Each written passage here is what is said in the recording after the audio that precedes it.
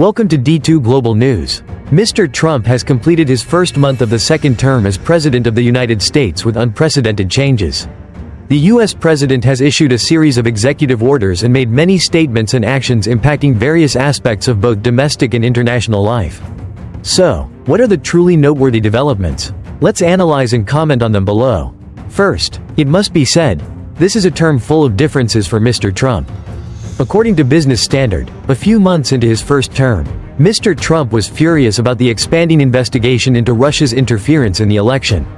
He ordered White House counsel Don McGahn to ensure that Special Prosecutor Robert Mueller was fired. But McGahn did not comply, and Trump did not bring up the matter again. Such incidents were frequent in his first term, where officials tried to calm or ignore his most controversial decisions, and the businessman turned president seemed unwilling to push for the enforcement of his will. It is hard to imagine something similar happening in his second term. The U.S. president is now asserting control over everything, with backing from loyalists at all levels of government. This time, Trump seems determined to emphasize that his orders will not be ignored and that everything will be carried out to the end. Timothy Naftali, a historian at Columbia University, notes that Trump appears more decisive and effective compared to his first term. So, what are the key domestic policies of Trump's administration? First, there is the issue of immigration and border security. Trump has placed great emphasis on immigration reform, issuing over a dozen executive orders aimed at tightening border security. His administration has reinstated strong measures to deport illegal immigrants and remove protections for asylum seekers. Notably, he has allowed U.S. Immigration and Customs Enforcement, ICE, to conduct raids at sensitive locations such as schools and hospitals, places that were previously restricted under the Biden administration. Second, there's the reduction of bureaucracy. Currently, Trump is quickly cutting down on the federal bureaucracy with the help of billionaire Elon Musk, who has been appointed to lead the Department of Government Efficiency, DOGE, an advisory committee aimed at cutting spending and reforming U.S. government administration. Agencies such as the Consumer Financial Protection Bureau and the U.S. Agency for International Development, USAID, a leading organization in distributing foreign humanitarian aid, have been closed. Trump has also undertaken a large-scale restructuring of the federal workforce, cutting thousands of jobs at critical agencies. Affected positions include medical researchers, diplomatic staff, FBI agents, economic analysts, and climate scientists. He also plans to abolish the Department of Education and merge the Environmental Protection Agency, EPA, with the Department of Energy. Another key target is the Department of Justice, which investigated Trump during his first term and after he left office. Currently, Trump has appointed loyalists to leadership positions, including Emil Bowe, the acting Deputy Attorney General, who previously served as his defense attorney. Third, there are efforts to eliminate regulations. Trump has committed to removing numerous federal regulations that he believes hinder business activity. This includes plans to scrap environmental protections established by the previous administration, particularly regulations related to offshore oil drilling and emission standards. Additionally, a notable aspect is his unconventional foreign policy approach. Trump's second presidential term has seen the shaping of U.S. foreign policy in an unprecedented way, with a sharp focus on his personal decisions, minimizing the role of traditional institutions, and placing international relations under the lens of direct negotiation. Reports from the Arab Washington Center, ACW, state that Trump has pursued the America First foreign policy more aggressively. He directly oversees major strategies, often bypassing consultations with the State Department or the Pentagon. The summit diplomacy model is also a highlight. Trump prioritizes direct negotiations with world leaders, seeing this as a way to remove bureaucratic barriers. This policy reflects Trump's personal belief in persuading counterparts through reputation and direct pressure. Under this policy, several previously unimaginable events have occurred. First is the reconciliation with Russia.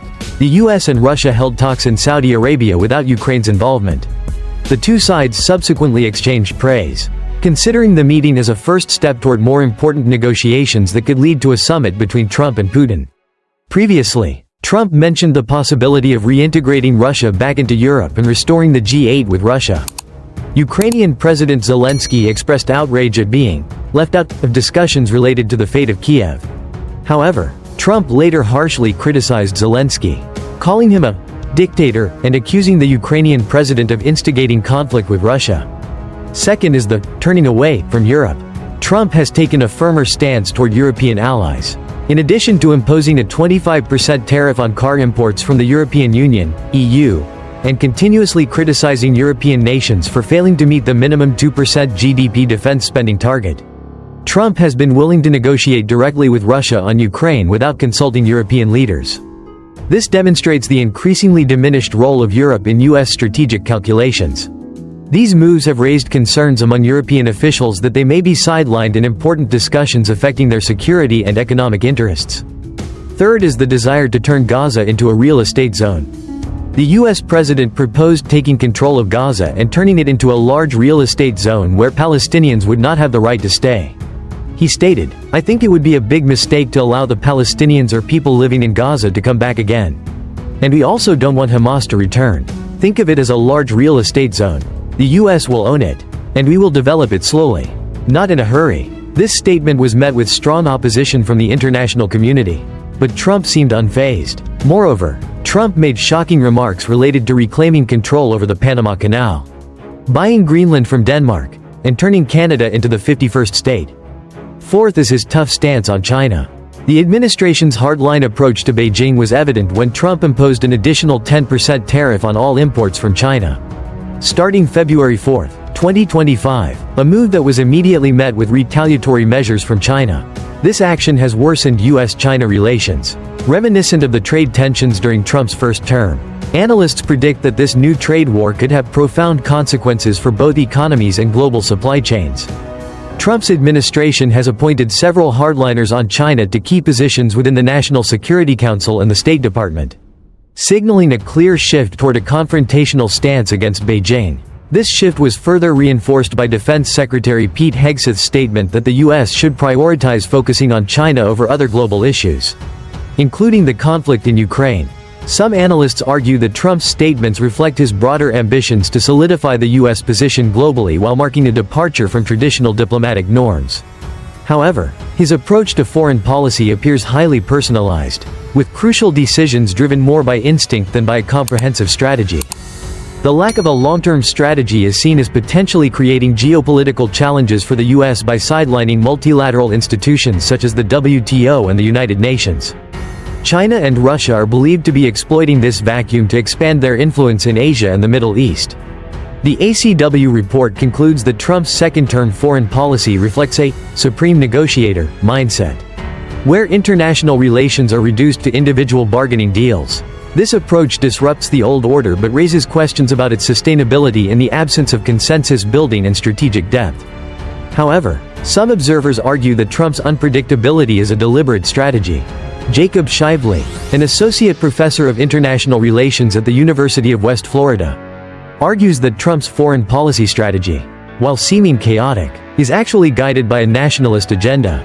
Jake McGuire, author of an essay in the Student Economic Review, suggests that Trump's trade policies, such as imposing tariffs on Chinese goods, are strategic decisions aimed at bringing jobs back to America. Trump's policies have garnered support from a voter base that values nationalism. His withdrawal from endless wars and cuts to military aid resonate with growing anti-foreign sentiment domestically. Trump's swift announcement of executive orders has affected many political sectors. Those impacted, including federal employees, higher education institutions, and immigrants, have expressed concerns. In principle, executive orders have legal force, equivalent to laws passed by Congress. However, they can be limited if they conflict with the Constitution or laws passed by Congress. The requirement for executive orders to comply with the Constitution and existing laws becomes especially significant when the public reacts to the president's decisions. These orders often face legal scrutiny, with individuals or organizations filing lawsuits in federal court to determine whether the president has overstepped his authority. There have been similar cases in history. At the beginning of his first term, President George W. Bush issued an order restricting public access to records of previous presidents. A federal district judge struck down this order, stating it violated the Presidential Records Act. In 2012, President Obama issued an executive order allowing 5 million undocumented immigrants to apply for deportation deferrals if they passed background checks, paid taxes, and had lived in the U.S. for over 5 years. A federal court blocked this order, and when the case reached the Supreme Court, the decision was deadlocked, preventing Obama's order from being enforced. Some of Trump's executive orders may also face judicial review. Most recently, on February 10, 2025, a federal court in New Hampshire blocked Trump's executive order denying citizenship to some children born in the U.S. The judge's ruling confirmed that this order clearly violated the U.S. Constitution. Thank you for watching the video. What do you think about Mr. Trump's actions recently? Leave your comments below. Don't forget to like, share, and subscribe to stay updated on our latest analyses. Goodbye.